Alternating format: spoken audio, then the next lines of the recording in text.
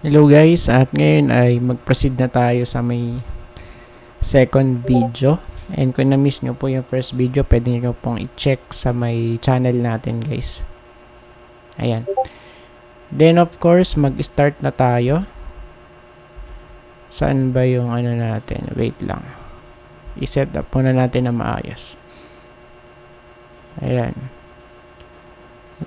So ito guys yung stock update number 2. Of course, second video for today. Ayan. Let's start with pure gold. Pure gold. Tama ba? Yes, tama. I-check muna natin dito sa weekly. So far, medyo malakas yung ano na to, no? Yung rally. Solid din. 42%. Not bad. In terms of structure, yan natin. I-check lang natin. Medyo maganda. Actually. Ayan. Pero syempre, kailangan natin i-check dito. Pero for now, I think let's wait a little bit guys. O yan, kasi ano pa naman to eh. I think magkakaroon pa to ng isa pang pullback. Yung medyo goods na ano na pullback. So pwedeng ano na to, or pwede natin i-target once na mag-pullback ito guys sa 30 or somewhere here if ever man na mabubuhusan to, no?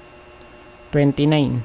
Ayan, pero yung ano natin, yung first support to consider ito guys 30, no?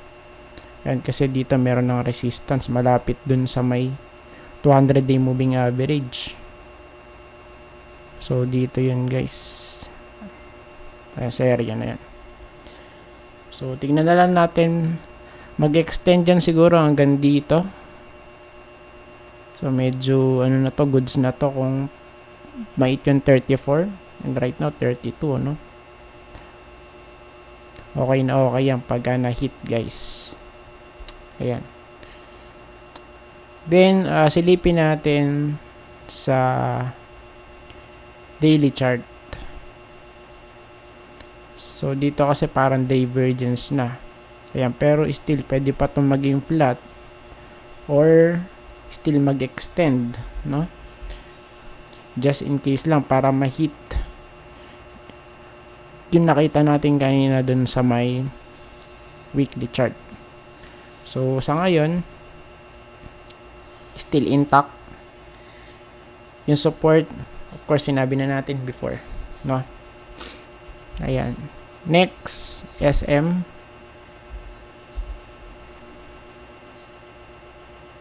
For SM, uy. Anong nangyari dito kay SM? Uy. So, ito guys, kamukha ni, ni Bitcoin din yung ano niya, yung structure. Ayan. So, it means there's a high chance na malapit na to mag-breakout. No? And kung hindi pa to magbe-breakout this time, of course, pullback dapat tayo doon. Dapat aware tayo sa possible na maging pullback na to. So, I think dito guys, pwede na yan, ano?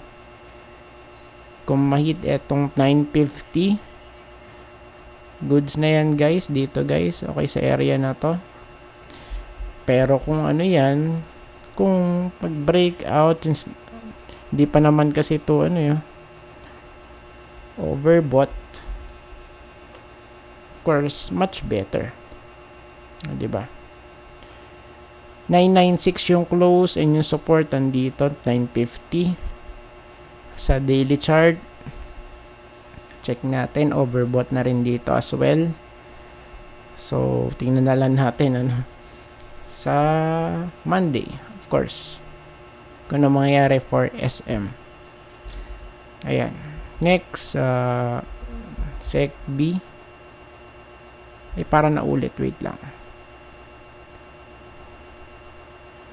Para naulit na to eh. O nga, naulit nga guys, SECB. So, yun lang. Babaktawan na natin yan, SECB. Next natin, JFC. Hindi ko na-check. May kamukha na pala. JFC. So, sa weekly for JFC, medyo gumaganda, no? Ayan, no? So, yun nga lang, overbought na siya. May katulad na to. O, diba guys? So, once na ito nai-hit, of course, nagkakaroon ng pullback. Sell off guys. Ayun na. Ayan. So, yun lang pagka ganitong mga setup na. Ayan, kasi still sideways man naman di kasi ito eh. Ayan. Bounce. Bagsak. Bounce, bagsak. Bounce. And this time, tignan natin. Ayan, pero pagka nag-breakout naman na yan, eh baka may iba na kwento for this one, no? Sa ano natin, sa daily chart, excuse me. Ayan. So, biglang nakakate yung ano ko. Lalamunan na. So, for this one kasi crossover na siya dito. And kaya medyo ingat lang for this one, ano. Ayan. So, tignan natin. So, siguro dito pwedeng bumalik sa may 262, ano, kasi sa 4-hour chart, ayan, pagka sinilip natin, ano, dito po yung support niya. Ayan, 261, 262. Ayan. So, tingnan na lang natin, no? Let's see, guys. Let's see. Next. AC. Ayala. Of course, balik tayo sa weekly chart. For Ayala, may breakout. Medyo ano pa rin to guys, alanganin pa din yan. Ang ano ko dito, ang nakikita ko dito guys na mas magandang setup is ganito, no? Just in case lang na ano to, mag-rally. Okay, tapos throwback. Then, of course, mag-sideways ng konti. Then, breakout. Okay. So, ganun ang gusto ko mangyari dito for AC. Since matagal na tong sideways, guys. No? 2022 pa to actually. Ayun, no? Medyo bouncy nga siya. Ayan. So, this time, tignan natin. Since nung nag-sideways to, of course, once lang siya nag-close sa may taas ng 200-day moving average. At fake out pa to. Ayun, no? No? Fake breakout. Then, ayun na. Nalaglag na ulit. Ayan. So, this is very crucial for AC. Ayan. Kasi kung hindi po siya magbe-breakout sa taas ng 200-day moving average, so, sa malamang, still, may chance pa rin tayo na bumalik dito sa may support natin. Malapit sa 590. Dito yan. Yun ang worst case for AC. Just in case lang, ano. Ayan, para ano tayo. Ready tayo. Laging handa, guys, no. Daily chart. Same din dito. Pullback na siya. Tingnan na lang natin kung gaano kalalim, ano. Ayan, kasi support na din to. So, possible next support. course, pwede tayo mag-add dyan. Dito sa area na to, I think. Dyan. Support. 665. Munti ka na mag 666. Ayan. So, tingnan na lang natin, ano. Oops. Next, RLC. Check natin, RLC. Weekly chart.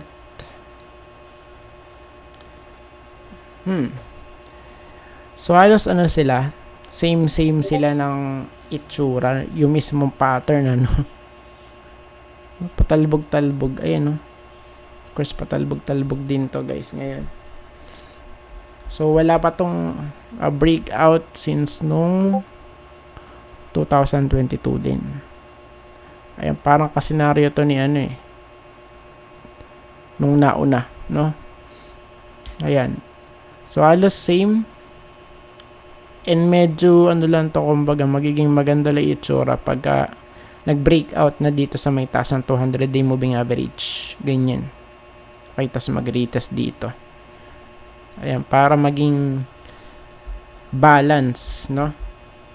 Since noong 2020 kasi dito yung kanyang ceiling eh. Ceiling to, guys, eh, no? Yung sa ano na to eh. Nasa 20 na to. Since then, yun na. Nalaglag na noong 2022, hindi na nakabalik. Okay, naging resistance na yun. Ayan. So, of course, yung worst case, babalik tayo dito pag hindi nag-breakout. 13.665. Somewhere here sa area na to. No? Ayan. So, ito po yung nakikita natin for RLC. Then, dito naman, medyo matagal na rin na nasa taas nung 200 day. Pero still, itong resistance yung problem natin. Diba? O yan. So, hanggat walang breakout dyan sa may resistance yan, of course, horizontal yan eh. Hanggat walang breakout, still, pwede pa rin malaglag yan. Ayan. No? So, ilang minutes na ba? Ayan. So, I think tapos na po tayo, guys. At maraming salamat po sa panonood. See you po sa next video. Bye-bye and God bless.